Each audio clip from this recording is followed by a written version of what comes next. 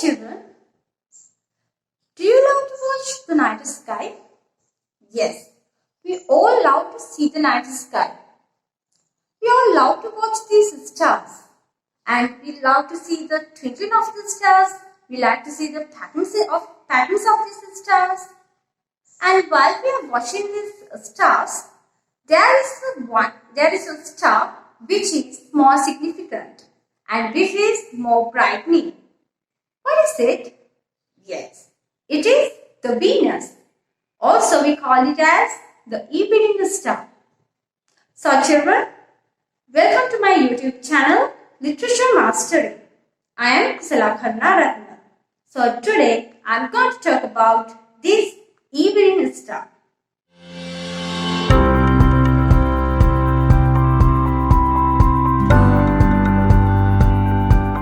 So, children, have you ever talked with this evening star? Yes, sometimes we are looking at this star and we are telling about our worries and our feelings, and we are making a conversation with this star. Now, William Blake also has spoken with this star. So, let's see what William Blake is telling. So children, let's discuss the poem To the Evening Star by William Blake. Okay, children, so before we go into this poem, let's learn a bit about this writer, William Blake. So, William Blake is an English poet.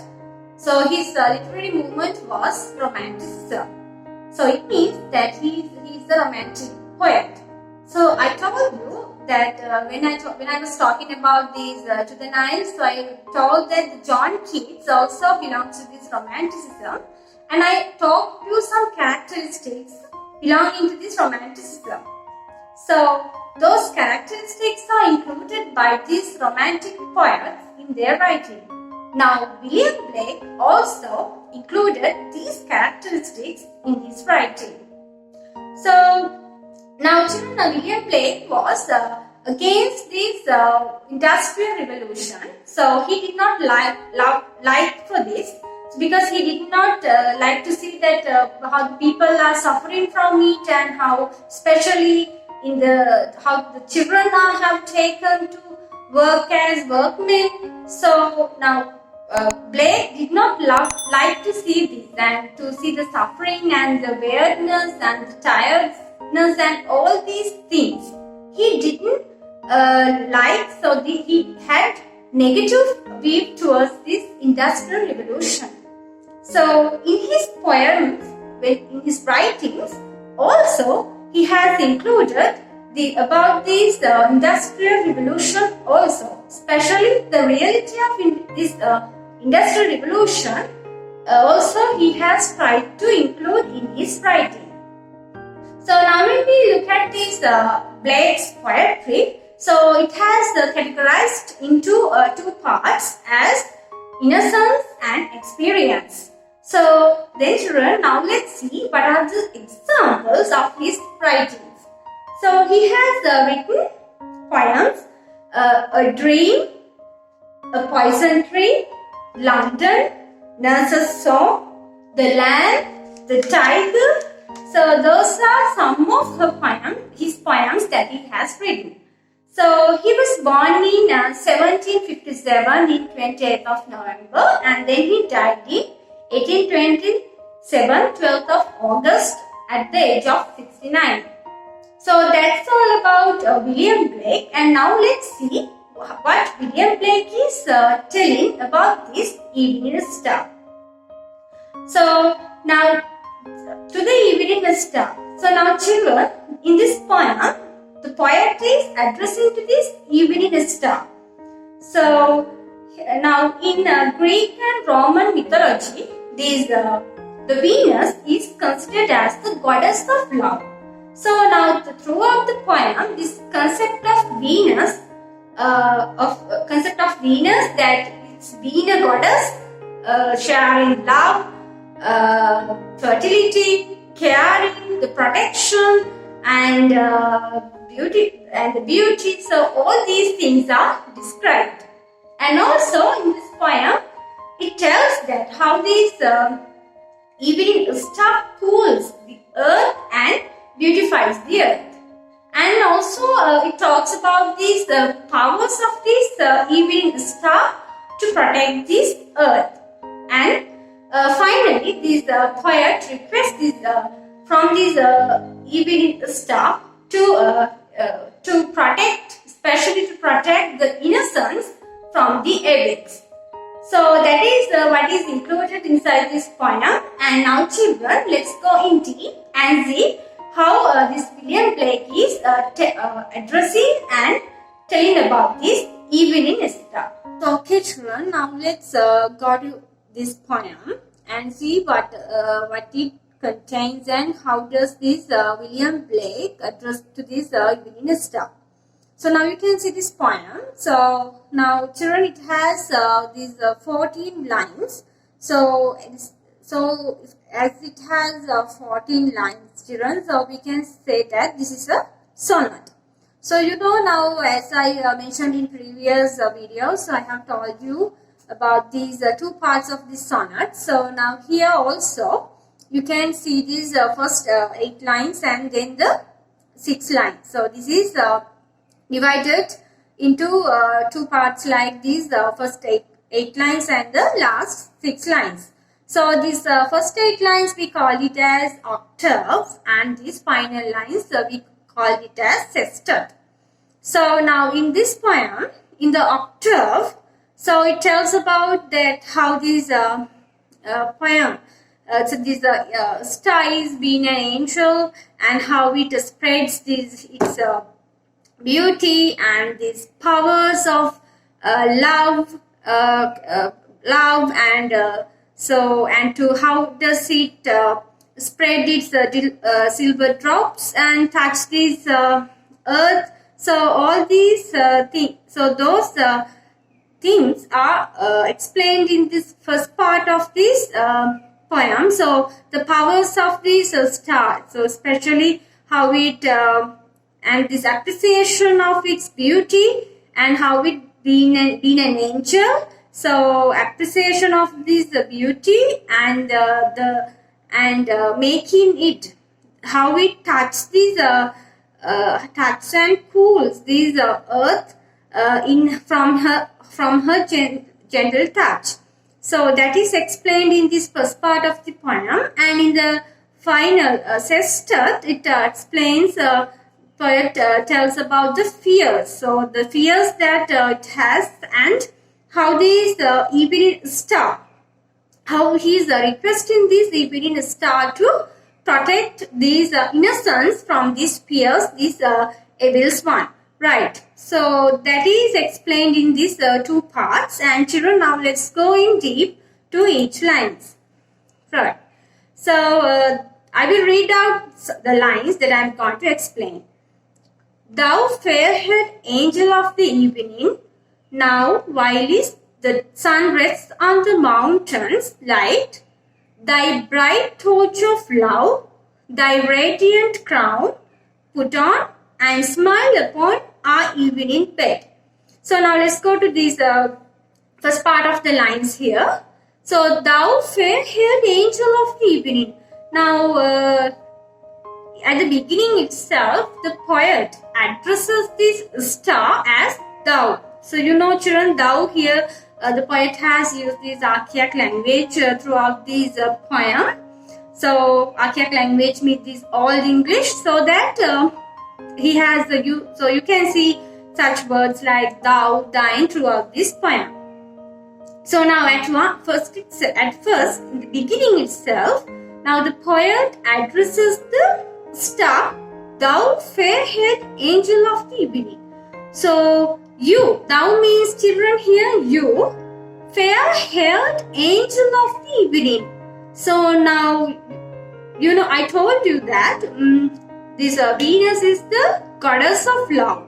So now, according to this Roman and Greek mythology, so we call this Venus as the goddess of love. So now, so the William Blake has given the feminine qualities to this star. So William Blake is calling this star as the angel. So, angel of the evening, fair-haired. So now children, this Venus, this star, is spreading its silver rays, right? So it spreads its silver rays, and so then the poet is telling, so now this is a metaphor, so the poet tells that fair-haired angel. So now it is with its long hair, so these rays, so it is explained to these rays, that spreading of these silver rays and similarizing this star to an angel of the evening. Now, whilst the sun rests on the mountains. So now this evening angel is coming after the sun rests on the mountains. Now children, you know sun was doing his duty throughout the day, giving light to all the world. So enlightening all the world. So now so it was very powerful throughout the day, and then in the evening, the sun wants to rest, so that he is retiring. So he is retiring in the evening, and after he is retiring, after doing his duty, this angel is appearing. So angel of the evening. So this Venus star is appearing in the evening. So light and thy bright torch of love. So now the poet is telling that by spreading thy bright torch of love. So now I told you that this star spreads its silver rays, and then it is not just silver rays. So it has this bright rays of love. So spreads this love, thy radiant crown put on. Now children, and now this poet has given these star feminine qualities and divine qualities, because the angel, when you hear this angel, so it is you can think that it gives these divine qualities, and also thy radiant crown. So you see how the poet is beautifully dressing this angel. So it's with its crown. So from the crown, put on your crown and smile upon our evening bed. So put your crown and smile. Give your blessings. So give your love, give your blessings on our evening bed. Now in evening bed, children, what happens? So this is the time that the people are sleeping. The earth so the time of the earth that people are sleeping. So especially the loved ones. So not only the loved ones, the family, everyone. So it's the time of sleeping. So for all these people, so all these sleeping ones, smile upon, give your blessings. So now we can say, children, now when we take this evening bed, means the time that all the people get a comfort. So now the poet tells these star. So now they were working throughout the day, and sometimes they need a rest. So that people, the evening bed, they want their comfort more and more. So give your blessing for those people, for the loved ones, right? Okay. And let's move to the next lines of this poem. Smile on our loves, and while thou drawest the blue curtains of the sky. Right. Smile on our loves. So now this, I told in the previous stanza, it was that smile upon our evening bed, smile on our loves. So the loved ones are sleeping. So, and the people are sleeping, so give your smile towards them.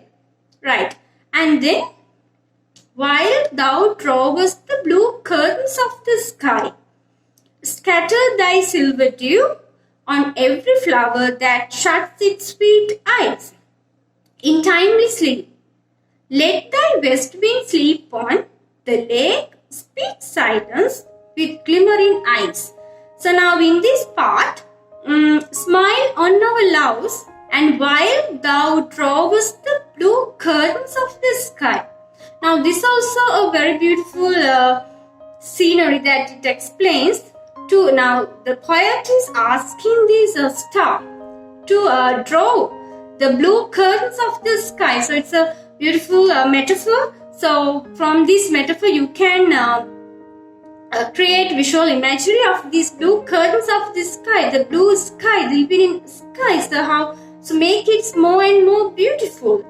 With scatter thy silver dew, and while thou drawest the blue curtains of the sky. Now children, you can also visualize now how these silver rays are coming through the clouds to spreading all over the sky and making it blue curtains.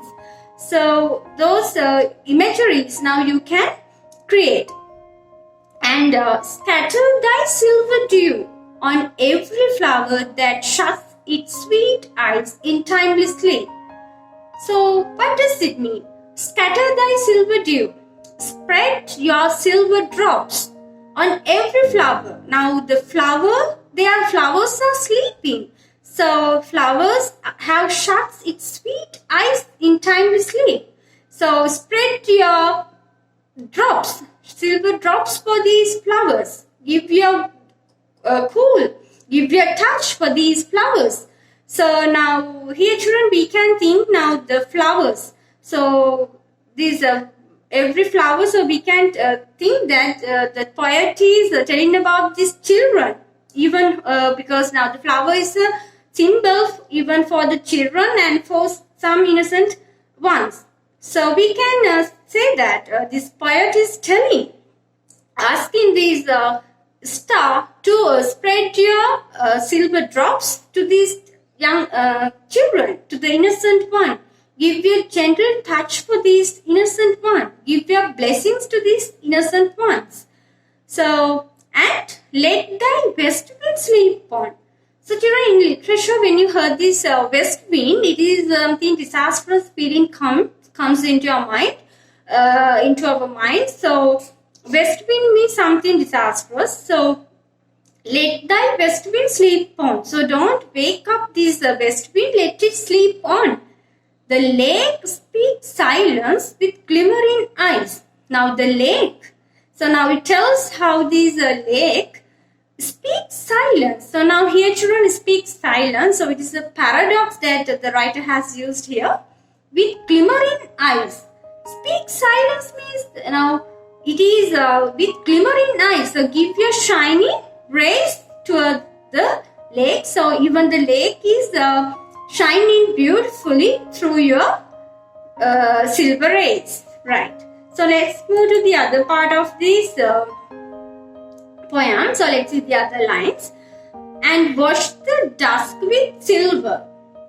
Soon, full soon, dost thou withdraw. Right. Then the wolf raids white, and the lion glares through the dun forest. The fleeces of our flocks are covered with their sacred dew. Protect them with thine influence. Right. Now children, in here, and wash the dust with silver. Now in the previous lines, they were telling that speak silence with thy glimmering eyes. So give your shiny rays and wash away dusk with silver. So now the dusk has dawned. So we need your lightning. So we need your rays to enlighten this night sky and wash away this dusk. So to beautify the night sky and hold the world. Now the sun has gone and you have come. So now you are the powerful ones in this sky. So you are the one who shares love. You are the one who have become a blessing to this world. People are resting now. People are sleeping after they have become tired throughout the day. So they need your blessing. They need your gentle touch. So, and wash the dust with silver. So, take away this dust with your silver rays. Soon, full soon, dost thou withdraw. Now, the soon, full soon, dost thou withdraw. Now, you will withdraw. Now, the time will come you to go disappear. The time will come you to withdraw. Time will come you to depart. So, before that, spread your love. Then the wolf raids wide. Now, here the poetess tells, then the wolf raids wide, and then the lion glares to the dun forest. So, the wolf raids. Now, here it tells about, so now when you hear these words, wolf and the lion, what kind of feeling do you get? Yes, we feel fear. We get a kind of fear. So, when we hear the word wolf at night and when we hear the sound of this lion, so now the poet tells that these evil forces, they are appearing, the wolf and lion glares. Now here children, we can tell that lion glares also, as now the time has come, this evening star to disappear, to go away, and once again this sun is appearing. So lion glares means it also can be taken as this appearing of this sun, rising of this sun also can be similarized to this lion. And also it tells that the powerful wheels are coming. So before that you give spread your love. Done for us. The fleeces of our flocks are covered with thy sacred dew. Protect them with thine influence. Now the fleeces of our flocks. Here children, flocks means the flocks of sheep. So the fleeces of our flocks are covered with thy sacred dew.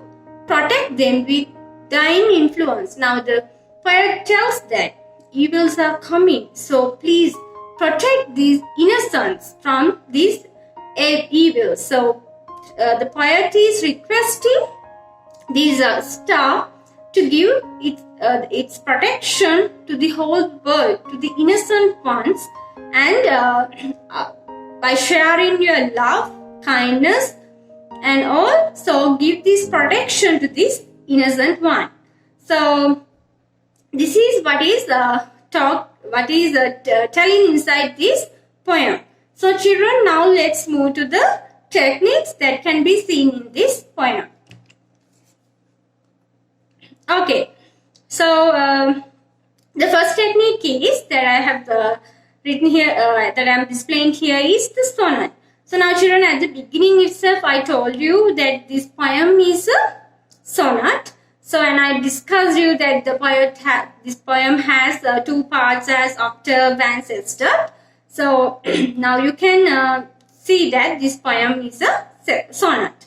And then the personification. Now the poet has given these human qualities, especially the poet has given these feminine qualities to this evening star, considering it has an angel. So that you can see some words like love, thine, so giving him human qualities.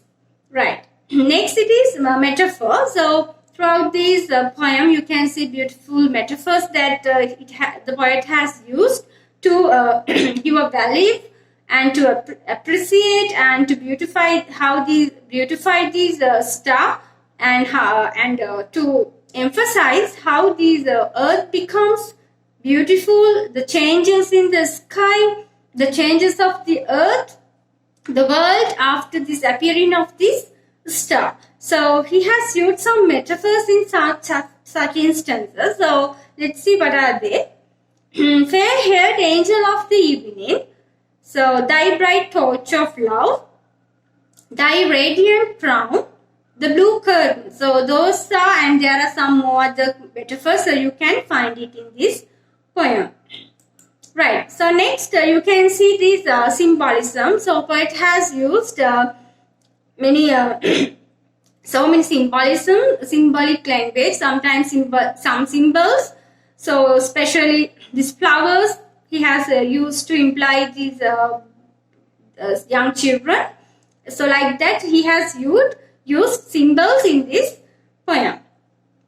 Next is archaic language. So now I told you that this poem is written in all English. So the poet has used this archaic language. So from some words you can identify this language and imagery. So it's important. Now you can visualize this change of the sky.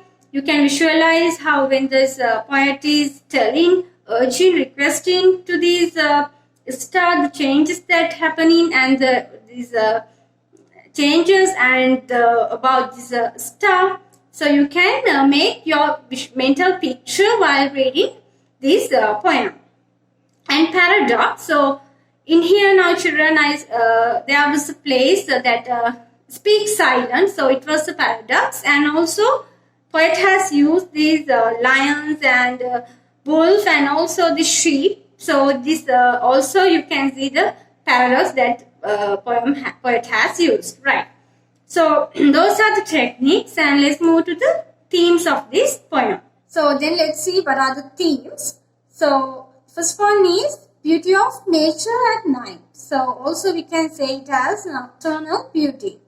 So now you can after appearing this star, so now it tells the services done by this star while explaining the changes in the sky. So now you can create and you can imagine how the beauty of the sky is. So how beautiful the sky is. So you can imagine, and the poet tells this beauty of the nature at night through this poem. And also next it is this appreciation of nature. So it tells about this appreciation of nature, and also it tells some natural phenomena that happens in nature. So the natural phenomena like sunsetting, appearance of the star, the change of the color in the sky, the dewdrops. So all these natural phenomena are discussed through this poem. And also solicitation for nature. Now children, I told you that this William Blake has written was talking about his this industrial revolution. The reality of this industrial revolution, sometimes he was including to his writing. So even in this poem, we can say that this William Blake has talked about these people, the tired people, the weird people after working. So and in this requesting this staff to give them the blessings, because the people are working and they have these so they are suffering and they have these weird time. So please give your blessings for them. So we can tell that these Blake is from one hand in this poem he is requesting this star to protect these workers. So solicitation of nature means then how people are looking for the solicitation, how the people are looking comfort, mind relaxation from this nature is explained in this poem.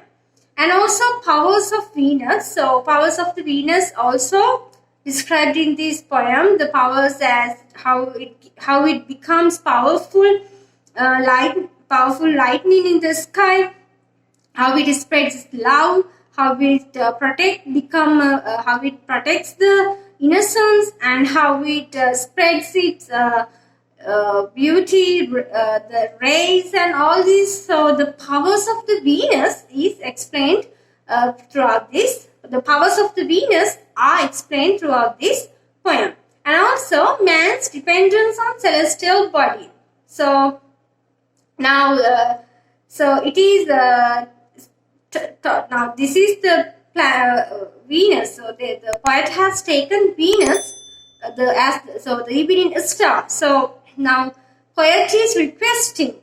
So poet is requesting and calling and addressing to this Venus. So they have this dependent to this celestial body. So even by present, even in the current society also we can see that how the people are depending on this celestial body. So these can be taken as the themes. And children, so now we discuss these poem to the evening star, the techniques and themes. So that's all about this poem. So children, I think you got a clear idea about this poem to the evening star. If you feel this video is interesting and important, so make a comment and share this video with your friends. So now we have completed the poems under the theme nature. But there are many more to do in your syllabus. So, thanks for watching this video and let's meet again from a new lesson.